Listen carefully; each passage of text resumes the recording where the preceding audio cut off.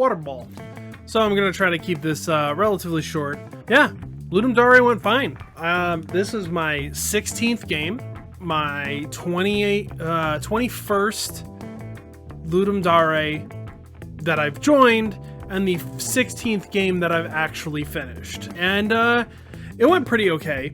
The biggest problem that we ran into was basically the theme kind of sucked.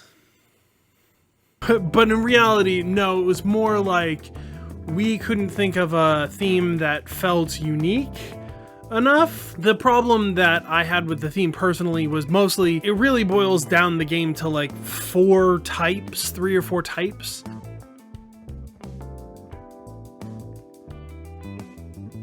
But we're not here to talk today too much more about the theme. I just didn't like it. That's kind of what I felt. But what problems did I personally run into?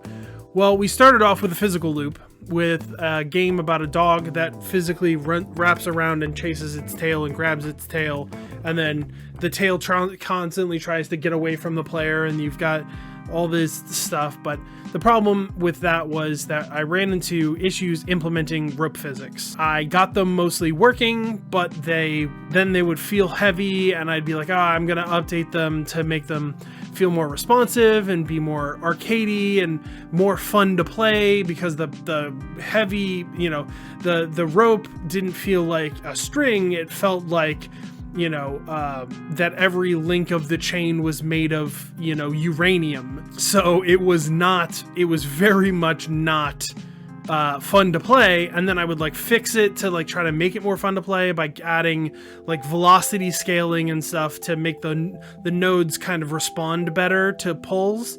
And then they just would freak out, and then I'd have to tweak them back. So I spent 16 hours trying to get them to play nicely. Because the problem wasn't that I couldn't get them working, it's that I couldn't get them working good. So 15 hours in, we scrapped everything. We started with a new idea, which was a hypothetical or a narrative loop. The player would go and live for only 2 minutes, and it would be like, it's a day, and at the end of the day you loop back, and it's a Groundhog Day situation where you play the same day over and over again, each time collecting new things and picking up upgrades and power-ups. That's basically what we ended up building.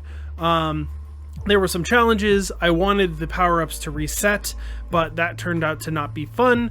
And then I wanted the objectives to reset, so you'd have to play the entire game in a single round, right? There's a 2-minute window, and you have to collect all the things in 2 minutes to win the game.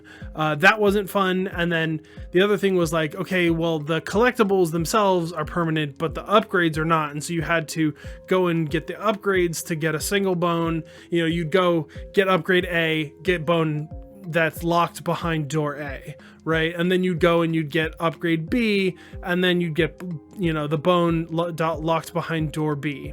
And then maybe there's bones that you get power up A and B, and then you can get through a door that opens with B and then A or something, or A and B combined or something to that effect.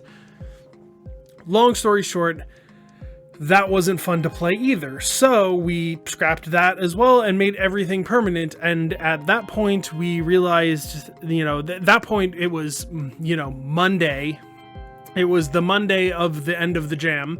We had less than 12 hours to go, and we didn't really have time to fix it. So the biggest problem with the game design as a whole is that the time looping mechanic is completely superfluous. It has to be there because it has to fit the theme. We found that in order to make the game fun, we had to just axe all of these other elements in that would have made the looping mechanic more annoying, but also more relevant. It was either really awful to play or it was way not important, and we went with the fun to play but not important. In the end, the other thing, the big win for me is I didn't crunch at all. I had so much time compared to all of my previous jams.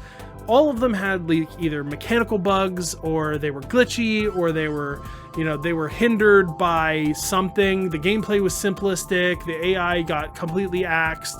I spent too much time on the graphics or something. So there's lots of little things that went right here, and none of us had to actually work really hard. So in the end, I'm extremely proud of the project we made, but I definitely understand the criticisms that people give about it not really being the theme element not being really impactful enough.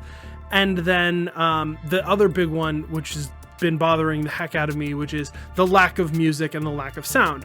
But this is mostly because I spent the entire jam building content, building items, building features, right? And then I spent the entire last 10 hours of the jam building the map and placing items and making NPCs that had hints, right? So I had all of these other mechanics that I spent the entire jam building. So that's kind of, I get a lot of people who are saying, oh, this game would be great if it had music.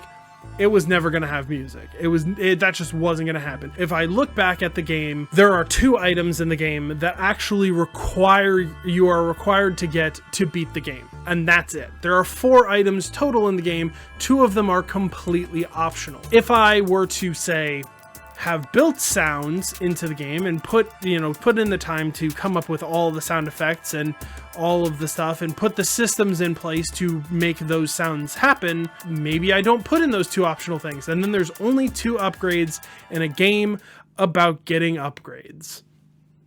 I'm torn because in the end, the game came out kind of fun. On the other hand, do I care? I'm just torn. I'm super torn about the sound thing and the crunch thing. I didn't crunch. The game's a lot of fun to play. It didn't have sound. Am I upset with those 3 things? Not really. I think I can cannibalize the sound and music for a game that plays well and I didn't have to stress or crunch at all. So let me know down in the comments what you guys think, and I will see you guys later. Peace.